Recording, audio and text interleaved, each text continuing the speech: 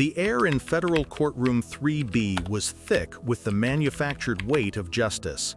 It was a sterile, wood-paneled box designed to make ordinary people feel small and important men feel powerful. On day 3 of The United States versus David Chen, Assistant District Attorney Mark Corrigan was feeling exceptionally powerful. He paced before the jury, his expensive shoes making confident, rhythmic clicks on the polished floor.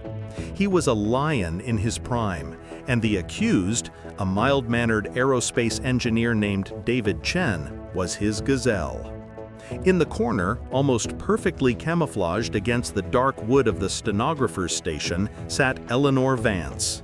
To anyone who bothered to notice her, she was a creature of beige and gray, a woman who seemed to be actively trying to fade into the background. Her mousy brown hair was pulled back in a severe bun, and oversized glasses hid what few people knew were startlingly perceptive gray eyes. Her job was to be a ghost, a perfect, impartial recording machine of the truth, the whole truth, and nothing but the truth. She was the room's silent memory, a role she cherished for its simplicity. All she had to do was listen and type. No interpretation, no judgment.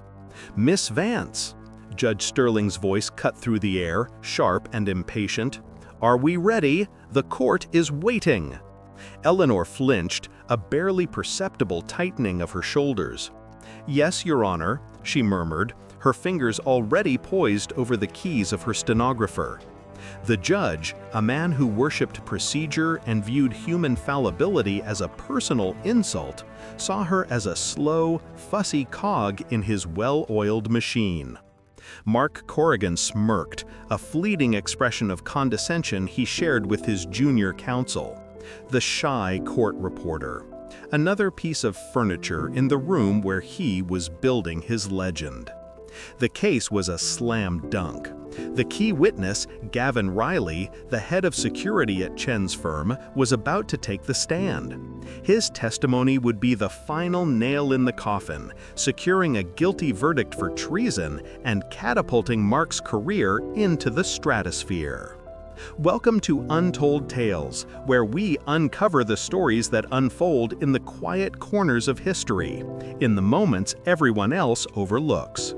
We honor the silent legends, the ones who changed the world without a single headline. The story you are about to hear is a testament to that quiet strength, a reminder that the most important person in the room is often the one nobody is watching. As Gavin Riley was sworn in, a wave of calm confidence washed over the courtroom. He was handsome, articulate, and radiated integrity. He was the perfect witness. But as he began to speak, Eleanor felt a cold, familiar knot tighten in her stomach.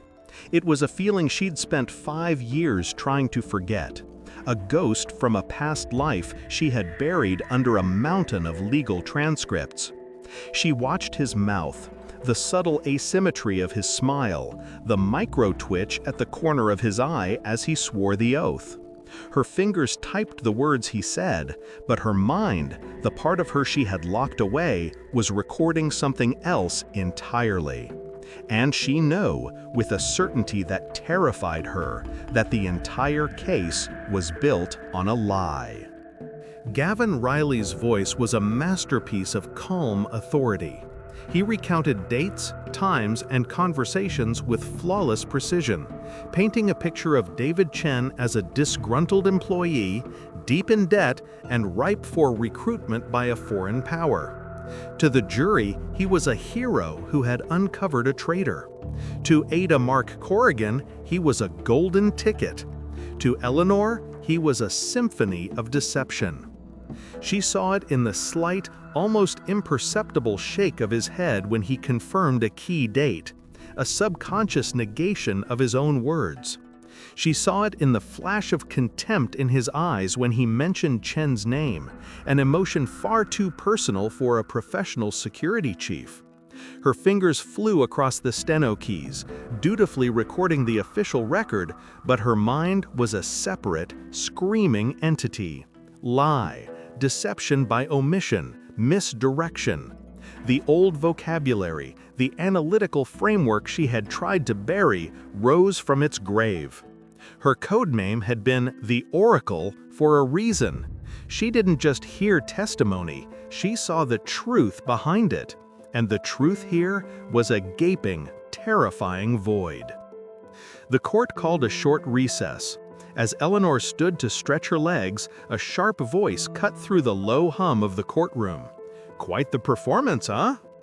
It was Amelia Vance, a journalist for a major news network, a woman who moved through the courthouse with the predatory grace of a shark. She looked down at Eleanor, her smile a mix of pity and condescension. "Must be fascinating having a front row seat. Does he seem nervous to you, the engineer?" Eleanor instinctively took a step back, her gaze falling to the floor. "I only record the proceedings," she said, her voice barely a whisper. Amelia laughed, a short, brittle sound. "Right, the human tape recorder. Well, if you hear any juicy whispers, you know who to call." She handed Eleanor a business card, the gesture dripping with dismissive charm, before turning away to find a more useful source. The interaction left Eleanor feeling exposed, a specimen under a microscope. It was a perfect reminder of why she'd chosen this life, a world of shadows and anonymity, where no one ever asked for her opinion. From the back of the gallery, a man in a plain, off-the-rack suit watched the exchange. He wasn't looking at the high-powered lawyers or the reporters. He was watching the room itself. Agent Miller of the FBI's Behavioral Analysis Unit was here to observe, to get a feel for the dynamics of a case that had national security implications. He saw the shy stenographer shrink away from the journalist and logged it as a baseline for her character, non-confrontational, introverted, a background player. When the session resumed, Judge Sterling was in an even fouler mood. "Mr. Riley, you stated that you found the final piece of evidence on Mr. Chen's personal laptop. Can you describe that moment for the court?" As Riley launched into another beautifully crafted lie, Eleanor felt a tremor in her hand. Her pen, the simple black ballpoint she used for personal notes, was clutched in her left fist. Without conscious thought, it began to move. A single, sharp tap on the polished oak of her desk. Then another. It was a small, nervous tick, lost in the ambient noise of the room. But it wasn't a tick. It was a dam beginning to break. Her mind was screaming a warning, and her body, trained by years of relentless Mossad drills, was finding a way to let it out. Mark Corrigan was on a roll. He guided Riley through the story, each question a perfectly placed brick in the wall of guilt he was building around David Chen. The jury was captivated, their faces a mixture of rapt attention and growing disdain for the accused. Corrigan could feel the victory in his bones. This was the stuff of legends. "And you were the one," Corrigan declared, his voice resonating with theatrical gravity, "who personally confronted Mr. Chen with this evidence?" "That's correct," Riley said, his expression a mask of somber duty. "It was one of the most difficult moments of my career." Tap, tap, tap, tap, tap. The sound was almost inaudible, a tiny metallic click that barely registered. Judge Sterling shot a venomous glare toward the stenographer's station. He saw Eleanor's head bowed in concentration, her right hand flying across the steno machine. In her left hand, however, her pen was tapping a quiet, irregular rhythm against the side of her desk.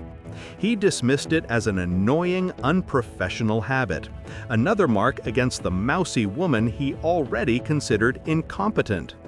But across the courtroom, Agent Miller's head lifted. His focus, which had been on the witness, shifted. He was a student of patterns, of anomalies. And that was not a random tap. He had spent his early career in counterintelligence, in a world of dead drops and coded signals. The rhythm was fragmented, but it was deliberate. He leaned forward slightly, his body going still as he strained to listen above the courtroom's hum. Eleanor was barely aware she was doing it. The signal was a relic, a piece of muscle memory from a life where a misplaced breath could mean death. It was the language of the Oracle, a system she had co-developed for silent communication during interrogations. It was a language of pure, cold analysis, a stream of data flowing from her subconscious directly to her fingertips. Tap, tap, tap, tap, tap, tap. Concealing, tap, tap, tap. Key, tap, tap, tap, tap, tap. Information. The memory hit her with the force of a physical blow. A sterile room in a Tel Aviv black site. A subject in a chair, calm and cooperative, just like Riley. She had given the all-clear signal. 2 days later, a car bomb had taken the life of her colleague, her friend, because the man in the chair had been a master deceiver, and for the first time in her career, she had missed it. The guilt had shattered her confidence, sending her running from a world of interpretation into a world of pure transcription. Now, that world was betraying her. The signals were forcing their way out, a desperate rebellion against the silence she had imposed on herself. She tried to stop, to still her hand, but the training was too deep, the lie on the witness stand too profound. Her fingers kept moving, tapping out the truth that her voice could not. Tap, tap, tap, tap, tap, tap, tap. Active, tap, tap, tap, tap. Misdirection. In the gallery, Agent Miller's blood ran cold. It wasn't just Morse code. It was a modified, top-secret Mossad variant he hadn't seen in over a decade. A system designed to be dismissed as nervous fidgeting. A system used by only one unit. A unit that had been officially disbanded. A unit that had a legendary operative known only as the Oracle. He looked at the shy, unassuming stenographer, really looked at her for the first time, and a wild, impossible thought began to form in his mind. As the cross-examination began, Mark Corrigan leaned back in his chair, a spectator at his own victory parade. The defense attorney, a competent but outmatched public defender, was throwing pebbles against Riley's fortress of credibility. Nothing was sticking. The jury was already convinced. But Eleanor was no longer just typing. She was in a dual state of consciousness, her hands transcribing the official court record while her mind analyzed the real one. Riley's posture remained open and confident, but under the defense's gentle questioning, his blink rate had increased by 20%. His use of qualifying phrases like, "to the best of my recollection," and "as I remember it," had tripled, subtle linguistic shields to create distance from his own statements. He was a masterful liar, but even masters have tells. Judge Sterling's patience finally snapped. "Counselor, do you have a point, or are we simply touring the witness's memory for nostalgia's sake?" he boomed. Before the defense attorney could answer, the judge's gaze swiveled to Eleanor. "And Miss Vance, for the love of God, will you stop that incessant tapping? This is a federal courtroom, not a percussion recital." The entire room turned to look at her. Eleanor froze, her face flushing a deep, painful crimson. Her hand, which had been tapping out a complex analysis of Riley's vocal stress patterns, clenched into a fist. "My apologies, Your Honor," she stammered, her voice thick with humiliation. She felt the weight of every stare, the condescending smile from Amelia the journalist, the pitying glance from the jurors. She was exposed, a weird, twitchy mouse caught in the light. She forced her left hand into her lap, praying for it to stay still, but the damage was done. The lie was too big, and her system was overloaded. The Oracle was awake and screaming, and now it had no outlet. A fine tremor started in her fingers. Her breathing grew shallow. The sterile air of the courtroom felt suffocating. From the back of the room, Agent Miller watched the scene unfold with a clarity that chilled him. He hadn't just recognized the signal system, he now recognized the stenographer's reaction. It wasn't just embarrassment. It was the panic of a deep cover operative whose cover has been compromised. The judge, in his arrogance, thought he was scolding an incompetent employee. Miller knew he had just ordered a trained expert to ignore a direct threat to national security. He pulled out his phone, his thumb hovering over the contact for the FBI's liaison office at the courthouse. Calling in a halt to a federal trial based on a stenographer's pen tapping was career suicide. It was insane. But every instinct he had, honed by years of chasing spies and traitors, was telling him that the biggest threat in this room wasn't the man in the defendant's chair. It was the man on the witness stand.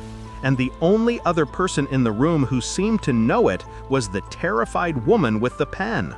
A woman who looked like she was about to shatter. He had to make a choice. Trust the system or trust the ghost. The trial continued, but the atmosphere had shifted. The public dressing down had rattled Eleanor, and her transcription speed, usually flawless, began to suffer. She made a minor error, then another, forcing her to pause and correct the record.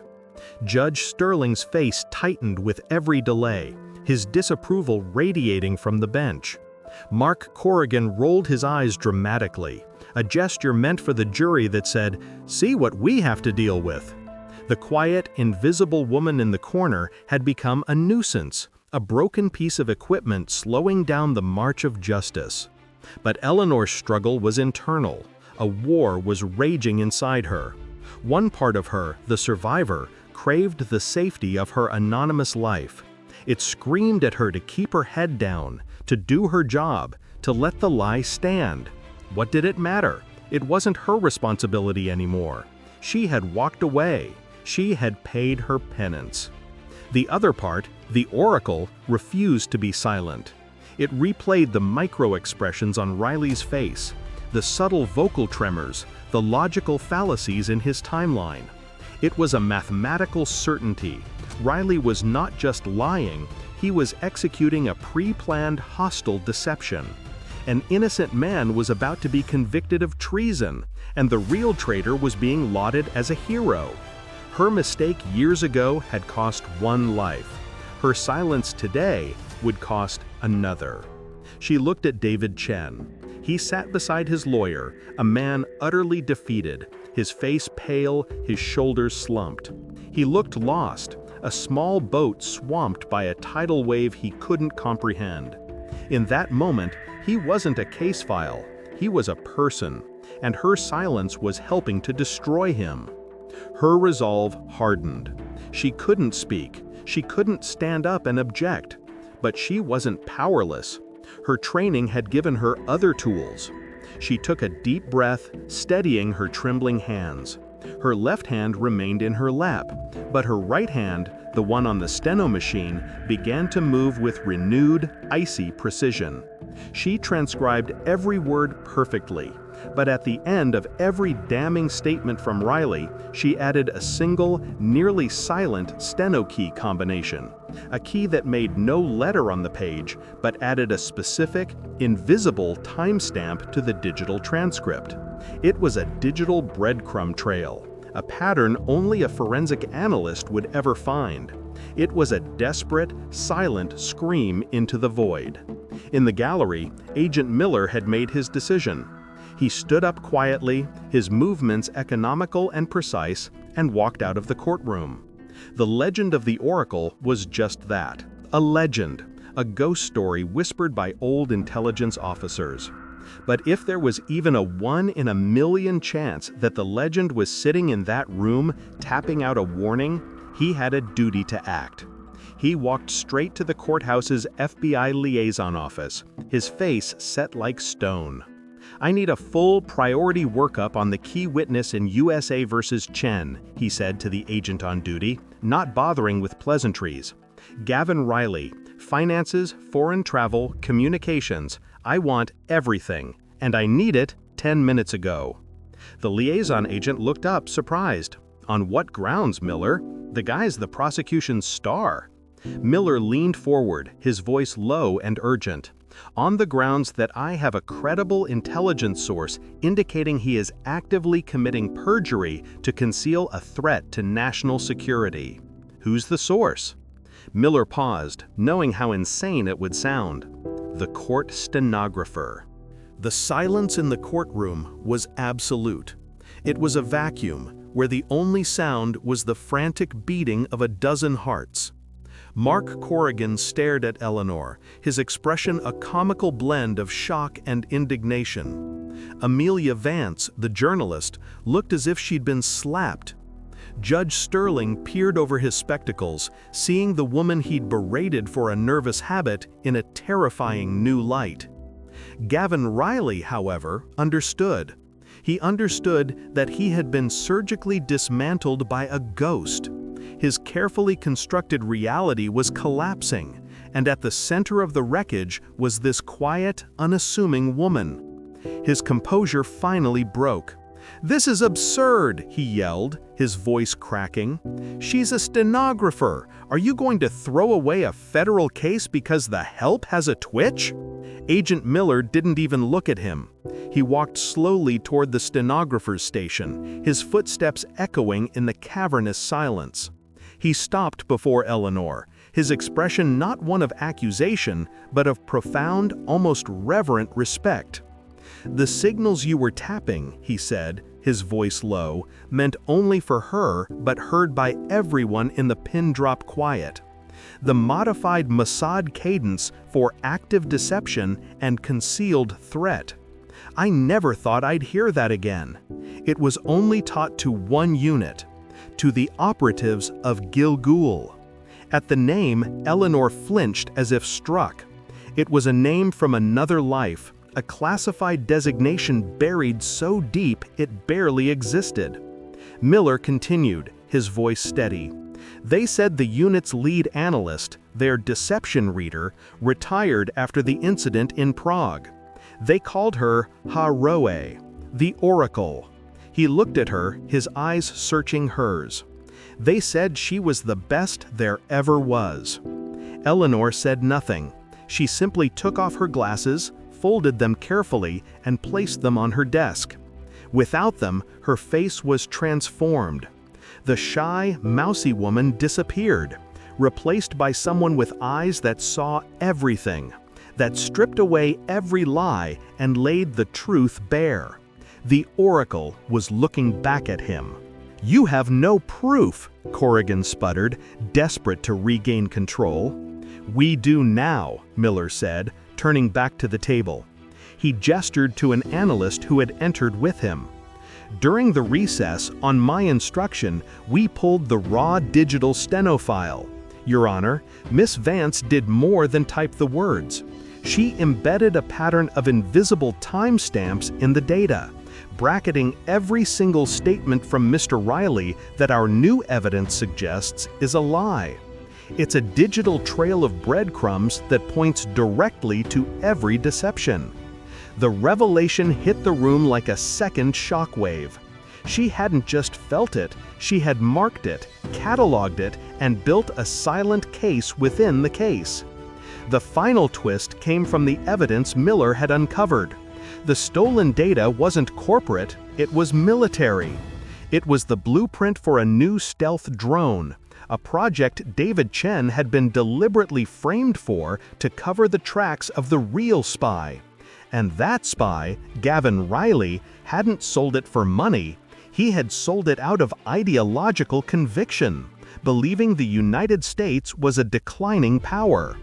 Confronted with the banking records, the timestamps, and the cold, unwavering stare of the woman he had dismissed as furniture, Riley crumbled. The case against David Chen was dismissed on the spot. As federal marshals moved in to take a stunned Riley into custody, the weight of what had just happened began to settle.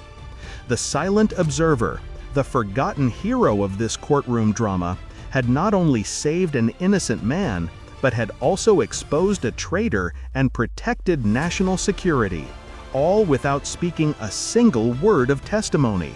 She had done it with a tapping pen and a will of iron. Back in the courtroom, the final act was underway. The defense rested, having made no discernible impact. Mark Corrigan rose to deliver his closing argument, his voice dripping with righteous fury. He pointed at David Chen, labeling him a traitor who had sold out his country for personal gain. He praised Gavin Riley as a patriot, a vigilant guardian of national security. It was a masterful performance, and by the time he finished, the jury's verdict was written on their faces.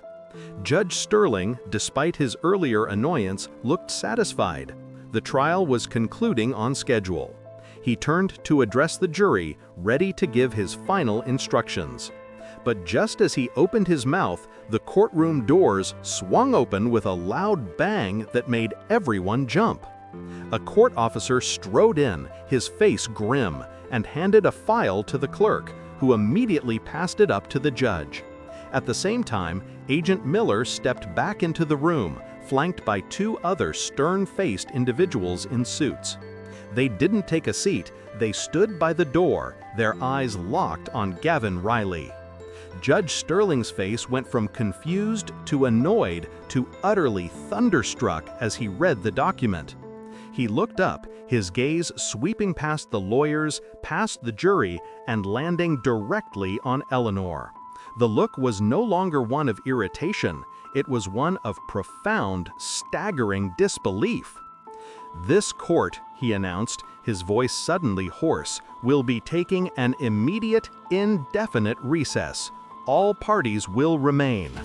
An uproar filled the room. Mark Corrigan shot to his feet.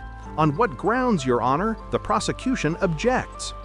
"Your objection is noted and overruled, Mr. Corrigan," Sterling snapped, his authority returning with a vengeance. He gestured with the file. "New evidence has come to light, evidence of a significant nature."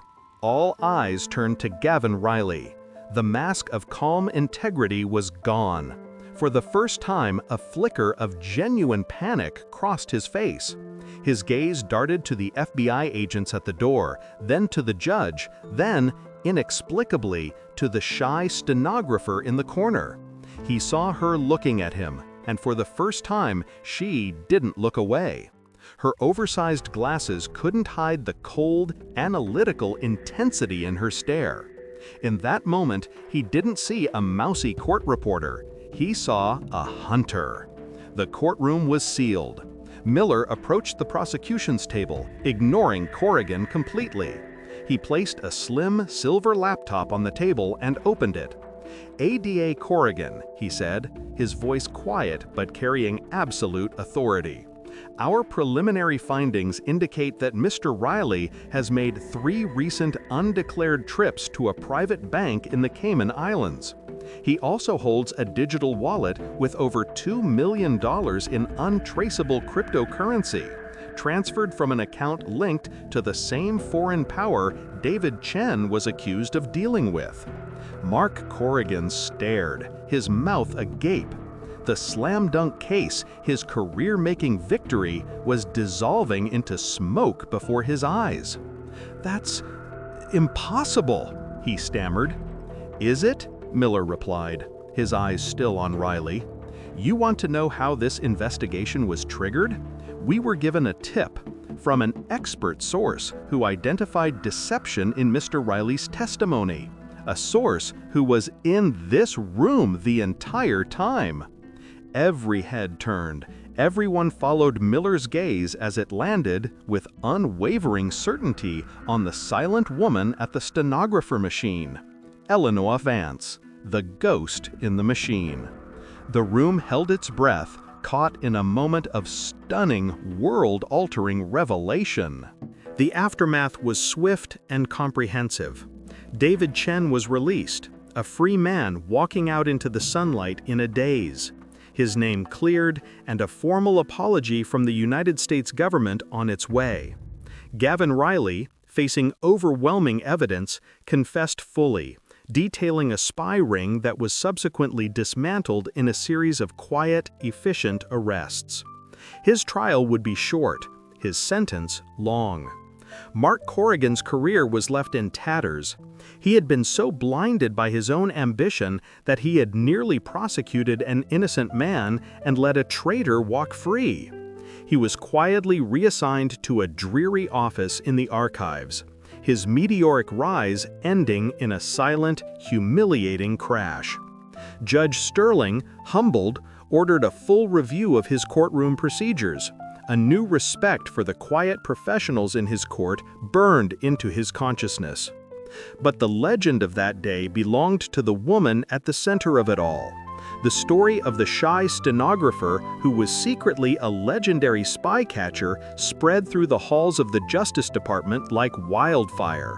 She became a myth, a cautionary tale whispered by lawyers and agents alike. A reminder to never underestimate the person in the room everyone ignores. This, as we at Untold Tales know, is how true legacies are forged. Not in the spotlight, but in the shadows, by the quiet strength of forgotten heroes. Amelia Vance, the journalist, tried desperately to get an exclusive interview, but Eleanor was gone. The day after the trial, she submitted her resignation. Her quiet life had been shattered, her cover blown. The oracle had been seen, and ghosts like her could not afford to stay in the light. Weeks later, Agent Miller found her, not in a courthouse, but in a small, quiet library, meticulously reshelving books. He approached her not as an agent, but as someone paying a debt. "They're calling it the Vance Protocol at the Bureau now," he said, a small smile on his face. "Analysts are being trained to look for patterns in everything, even the background noise. You've changed the way we see things." Eleanor looked up from her cart of books, a hint of the old shyness still in her eyes, but underscored by a newfound peace. "Everyone deserves to have someone listen for the truth," she said simply. "The Bureau is reopening the Prague case," Miller added quietly. "New intelligence suggests the man you interrogated was part of a team. You didn't miss the lie. You were deceived by a conspiracy. It wasn't your fault." For the first time, a genuine, unburdened smile touched Eleanor's lips. The ghost that had haunted her for 5 years finally began to fade. Her story became part of the fabric of the courthouse, a permanent chapter in its institutional memory. New stenographers would be shown her old station, told the tale of the woman who could hear lies. Her tale is a powerful testament to the idea that courage isn't about being the loudest voice in the room, but about having the strength to act when no one else will, using the skills that no one else can see. It's a reminder that the world is often saved not by its celebrated warriors, but by its silent observers. The tale of Eleanor Vance is over, but her impact reminds us that heroes are everywhere, hidden in plain sight. Subscribe to Untold Tales as we continue to uncover the stories that history overlooked, proving that the most powerful narratives belong to those who never sought recognition.